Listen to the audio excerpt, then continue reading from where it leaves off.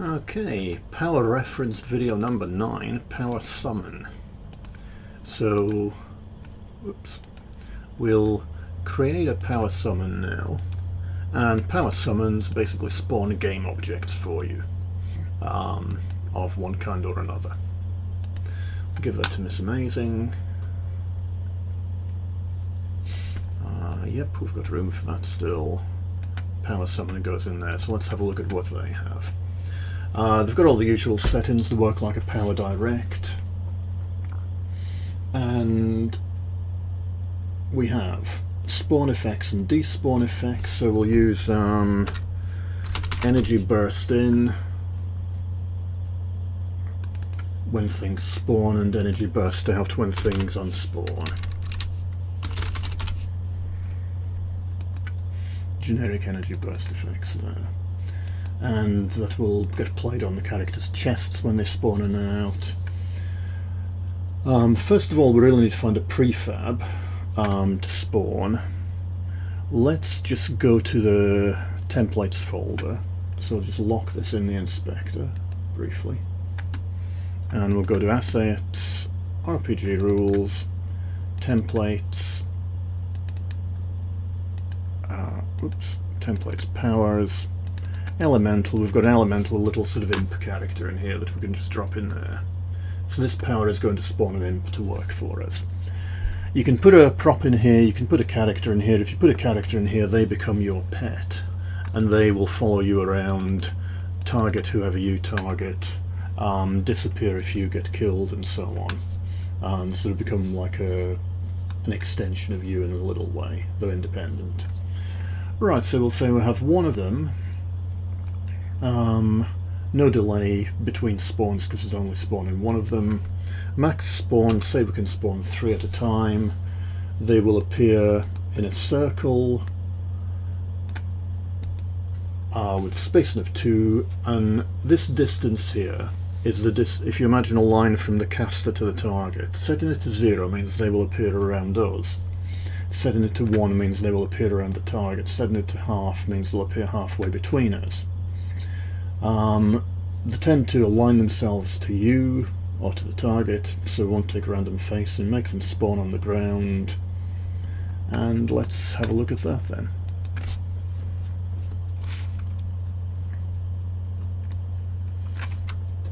So PowerSummon creates this little person who will now work with us, who should come and follow us, I think. We can create another one, create another one, and sort of standing together there, and we can create a third one. When we create a fourth one, they've gone after the throw robot. The first one will despawn, because we said there's a maximum of 3 of them out at any time.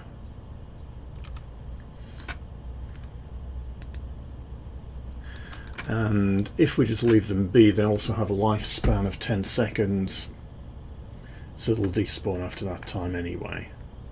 Just pop out of existence. Yep, so they're all gone now. So what sort of settings can we change here? We can give them 0 lifespan, which means they don't have any limit on their lifespan now. We could say maxed spawn is 0 as well, and this way we should be able to create an infinite number of them. The only thing that will make them go away is if they get killed.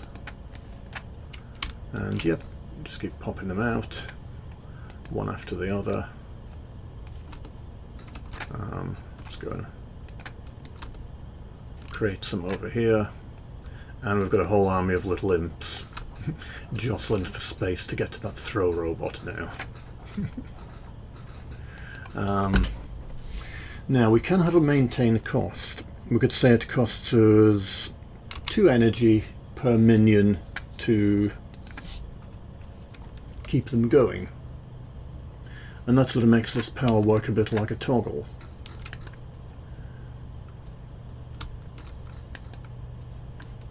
that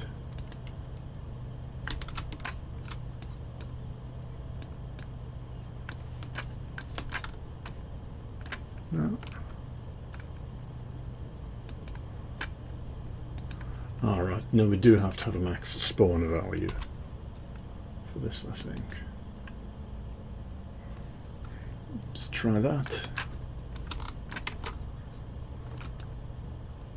Yep. 2, 3, 4. And you can see the power's behaving like a toggle now. And it's also draining our energy slowly. 1 for each minion who's out. Yeah, so you have to have a max spawned if you're going to use it as a have a maintain cost on it.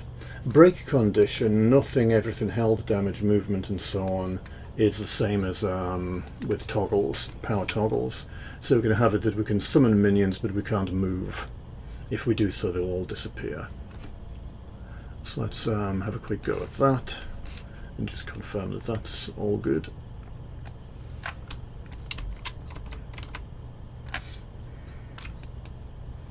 One, 2, 3. Right, they're off to get him. But if we move, they all despawn. So you could have it that, you know, they all despawn if you get held, if you're creating these things by sheer willpower and maintaining them.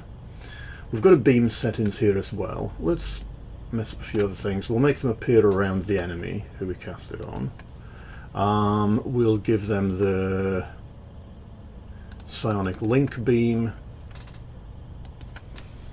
which is sort of like pink lightning going from head to head.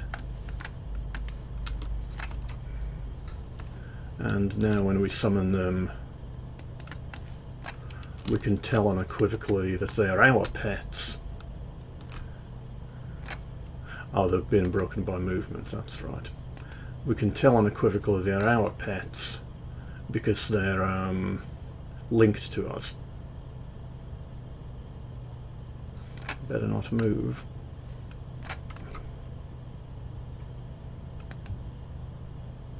Yep. And when we reach the maximum number, it goes and despawns them all. Lets them go like that. Yep. So that's sort of the basics of power summons. We can choose the pattern they spawn in. We can choose wall instead. Let's make it so it spawns 4 of them at once in a wall, and we'll put it about 75% between us and the target.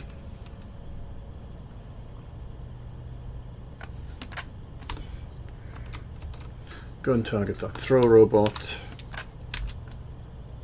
and it creates a wall of little robots in between us and him. That's more useful for the non-character variants of this power, like we have creating an earth wall. I'll just drag a few other characters in to show you that, actually. So we'll go to Universe Gun, RPG Rules, Universe Gun, Characters, and Taya, who's got Earth Control. Drop her in the... Yeah. Drop her in the player spawn.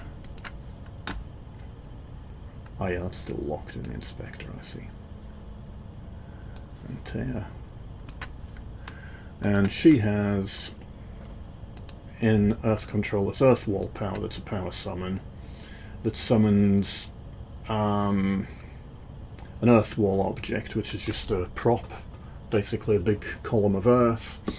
Does so in a wall pattern, 3 meters apart. There's 3 of them, and it does so near the target, 85% of the distance from caster to target. So when we use that power, Earth Wall, boom, they get summoned like that. I think they've knocked him through the floor. Shouldn't have done that. Yep, it creates them between us and our target, so that's a good sort of defensive use there. Her use of the Earth Wall has some extra things to it, that she can actually animate those Earth pieces. Where's that power? Animate Earth. So if we select this. Oh, not plain ball. Yeah, but that's another use of the PowerSummon to create obstacles there. These obstacles that you create, you can destroy them, and then they create throwing objects which you can pick up and throw.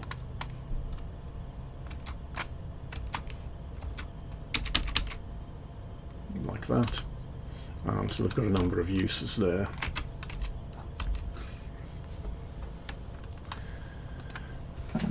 And another common variant on the PowerSummon is the patch powers. So if we just go back to Miss Amazing, characters, Miss Amazing, and we'll drop her into the player spawn again. We'll use the power creation system here, patch, and we'll make a fire patch, clone patch. Oh, let's go and put them all in there. Drop them into Miss Amazing's folder. So the fire patch will be an aura that creates flames on anything nearby, on enemies. The fire patch summons this prop here, the fire patch prop, which is an invisible prop with no colliders or anything, but with an aura on it. So it's just going to sit there for the amount of time that it's cast. So there, it's basically put as a circle with 0 spacing on the target, so it's placed right on the target. And yep, it's basically just creating this invisible object which does damage in an aura around it, and a little fire patch. So let's have a look at that.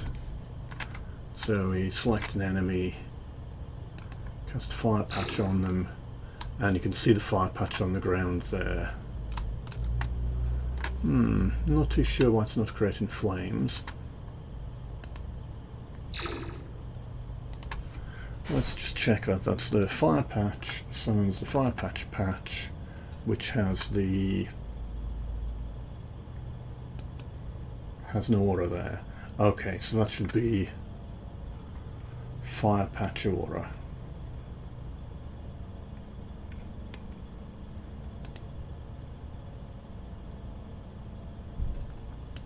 Here. Yep. And that will do the fire damage.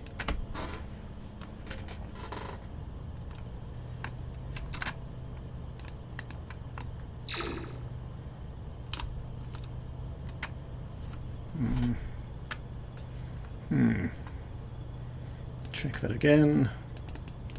That's amazing. Fire patch is summoning the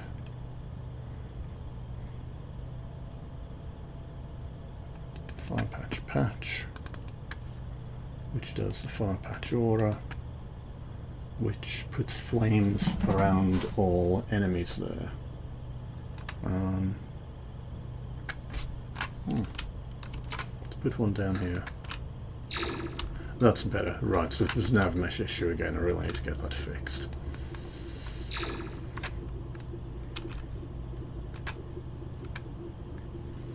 Yep.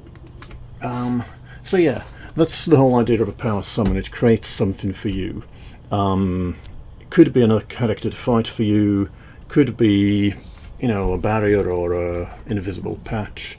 If you want to have a character who plants banners that buff nearby allies, you can do that with a PowerSummon, and so on. Yep, and that is PowerSummon. We'll just look briefly at PowerAnimate.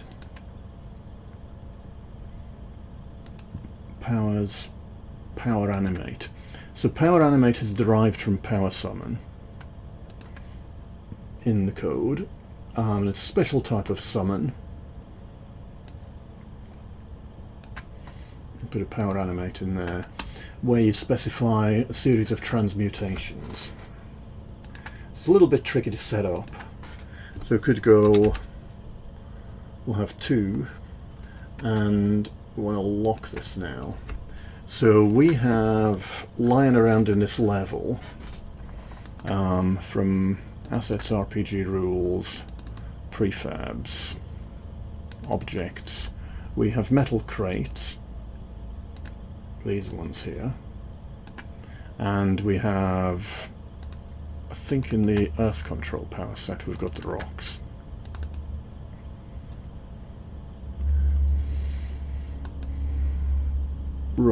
Rock medium.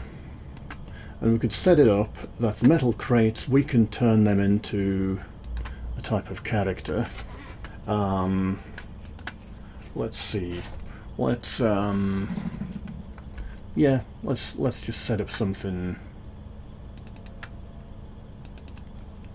a bit strange here. Universe gun characters.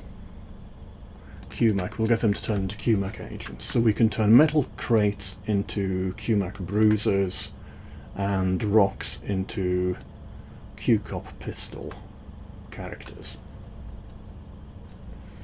And we've given that power to Miss Amazing, I think.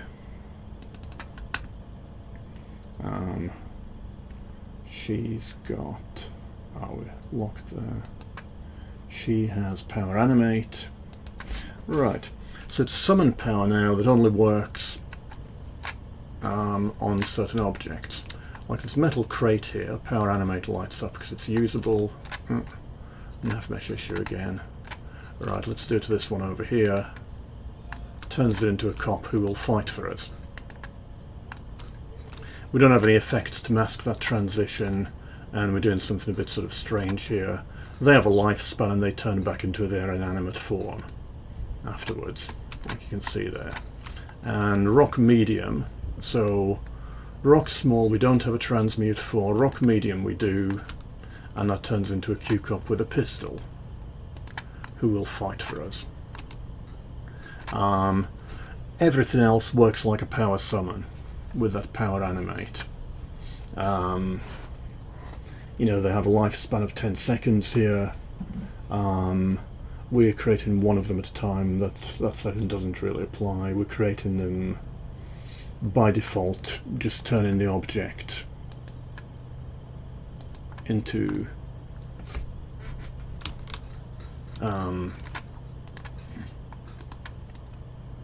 is the spawn point there. Managed to turn that box into a cop while he was trying to pick it up.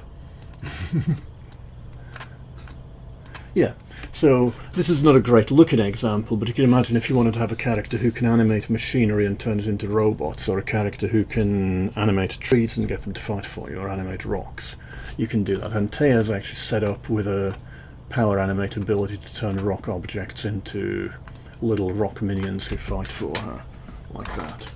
So yeah, that's PowerAnimate and PowerSummon, the ability to create game objects of any kind on tap. One last setting I'll just draw your attention to in the PowerSummon is self-replicate. That means that it ignores the prefab that's set up here and just creates a copy of you. So we'll do that. Self-replicate. PowerSummon. PowerSummon creates 3 copies of me now, because that's what I told it to do. Who will then disappear quickly. Yep, 4 copies of me. And I've gone to the trouble to make sure that self-replicate actually creates copies of you with your leveled up powers if you're a player character, because Princess Amtora in the Universe Gun uses it.